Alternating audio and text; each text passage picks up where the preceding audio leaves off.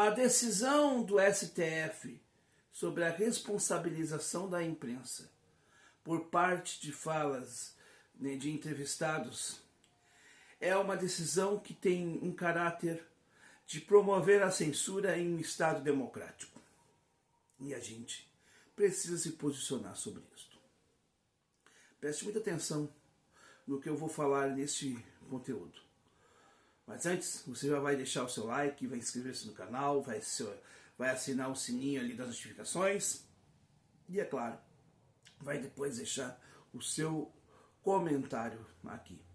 De preferência, inteligente, reflexivo e educado. Mas eu vou falar depois da vinheta.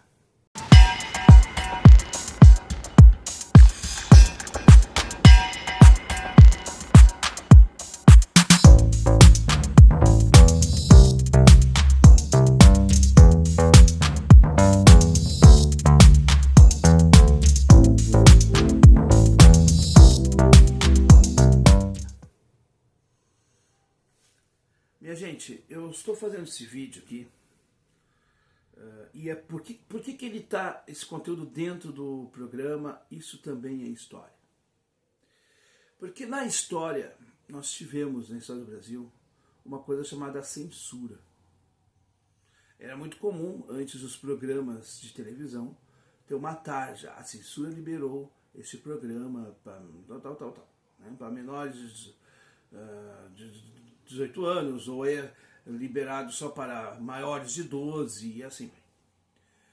A censura federal era um órgão, né, ligado à Polícia Federal, né, ao sistema, né, de controle da ditadura sobre os meios de imprensa.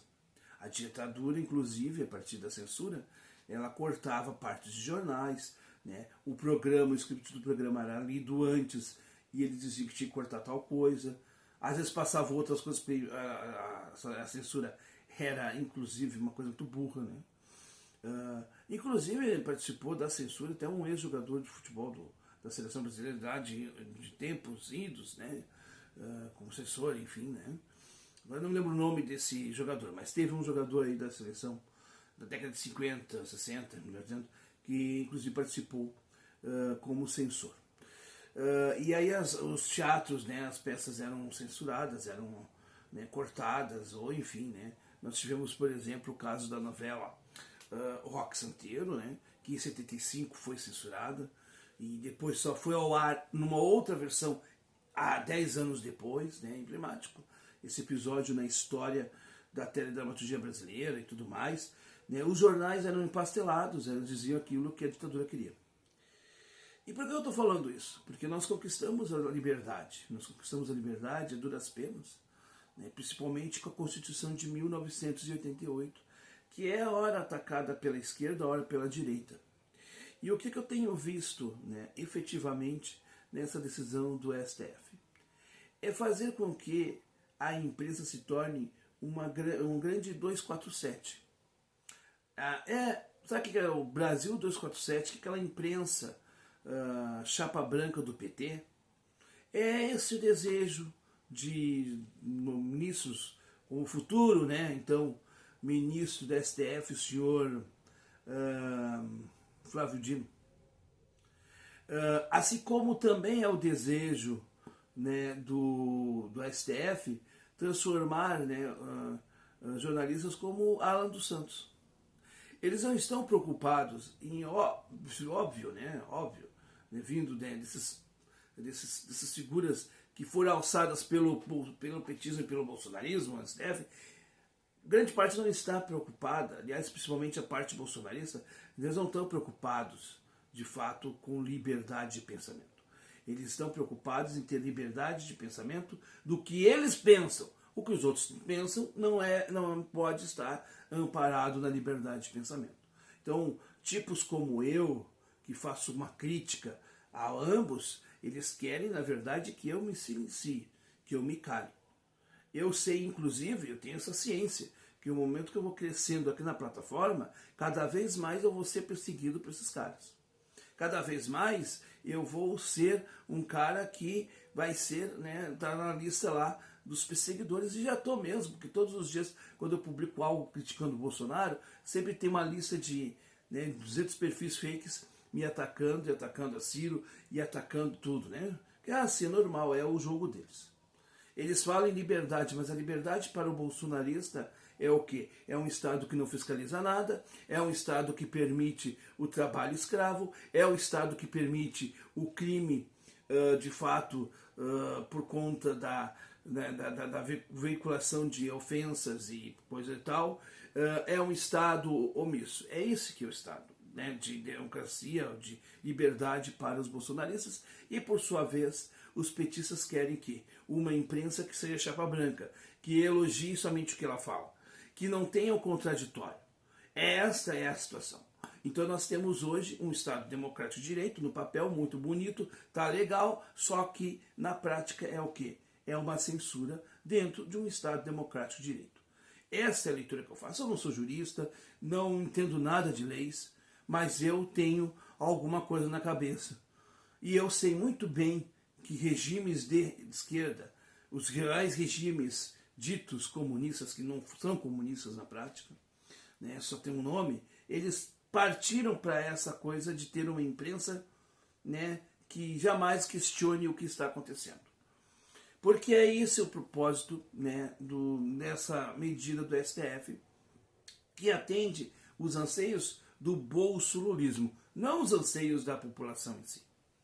A gente teria que ter o direito, se realmente vivêssemos um Estado pleno, democrático, e o STF respeitasse a democracia, o STF estaria, né, fazendo o quê? O que estaria fazendo? Estaria respeitando, né, oposições, pensamentos diversos.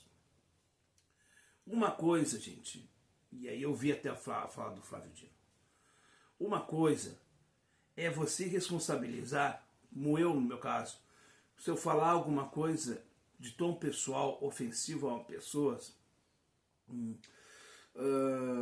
que fogem de um critério, vamos dizer assim, principalmente se eu for jornalista. Não é o meu caso, eu não sou jornalista. Mas eu tenho que ter um critério para não ofender as pessoas. Eu acho que tem que ter controle disso. Por exemplo, a questão de perfis fakes no YouTube ofendendo as pessoas. Não dá. O cara usa o anonimato para ofender todo mundo, e aí? Tem que ter responsabilidade disso. Outra coisa é você colocar uma fala que não é tua, que você está colocando ali, não necessariamente quando você coloca uma fala que não é tua, que você não concorda, você coloca porque você concorda. Evidentemente você coloca aquilo para refletir. Tá que nem, por exemplo, uma certa ocasião, lá no outro canal que eu tinha, eu coloquei uma fala de um padre negacionista.